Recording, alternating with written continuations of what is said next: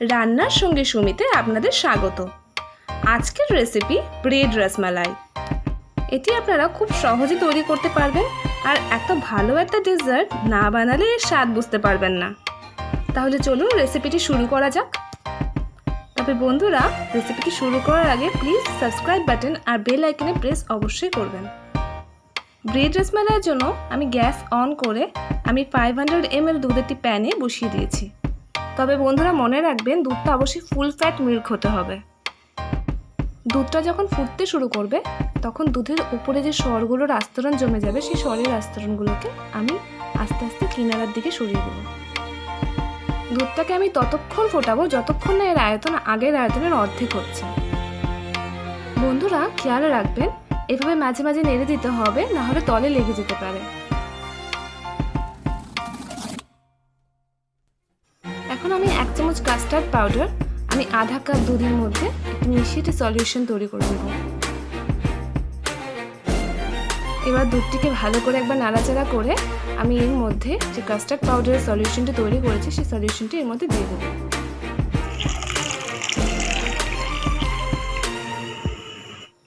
এবারে দুধটাকে নাড়াচাড়া করে আমি এর মধ্যে আধা কাপের মতন চিনি দিয়ে দেব। এটা আপনার স্বাদ অনুযায়ী দেবেন। এবার আরও একবার আমি নাড়াচাড়া করে চিনিটিকে দুধের সাথে মিশিয়ে দেব। এবার দুধটাকে ততক্ষণ ফোটাবো যতক্ষণ না এর আয়তন আগের আয়তনের 1/3 হচ্ছে। এবার আমি কন্টিনিউয়াসলি এটাকে নাড়তে থাকবো। এর মধ্যে আমি দিয়ে দেব 1/3 টিস্পুন এলাচ গুঁড়ো। বন্ধুরা দেখতে পাচ্ছেন দুধটা ঘন হয়ে এসেছে।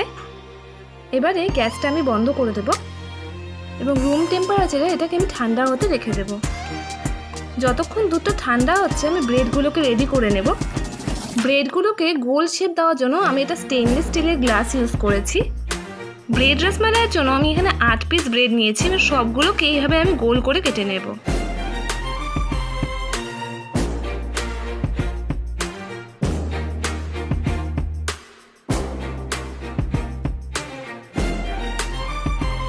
আমি সমস্ত ব্রেডগুলোকে এরকম গোল শেপ করে কেটে নিয়েছি। এবার এর মধ্যে থেকে আমি যে মালাইটা তৈরি করে রেখেছিলাম সেই মালাইটি এর মধ্যে দিয়ে দিব আমি আস্তে আস্তে।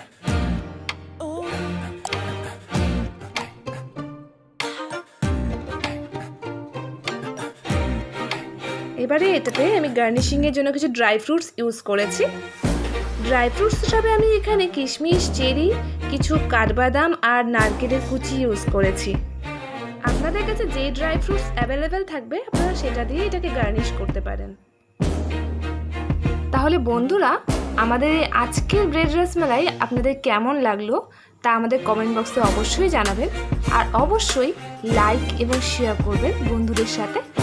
আর সাবস্ক্রাইব বাটনটি প্রেস করবেন, তার পাশে যে বেল আইকনটি আছে ওটাও প্রেস করবেন, তাহলে আপনারা আমাদের পরবর্তী নোটিফিকেশনটা পেয়ে যাবেন।